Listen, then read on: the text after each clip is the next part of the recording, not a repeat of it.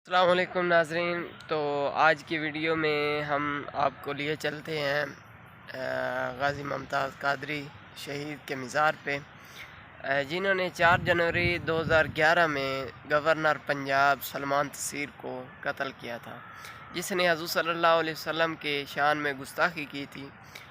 तो उसके मज़ार पे आपको लिए चलते हैं।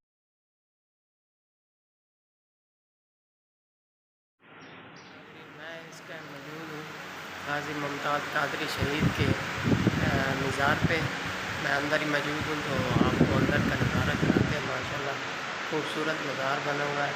ये गाज़ी मुमताज़ कादरी शहीद की रोज़ा है।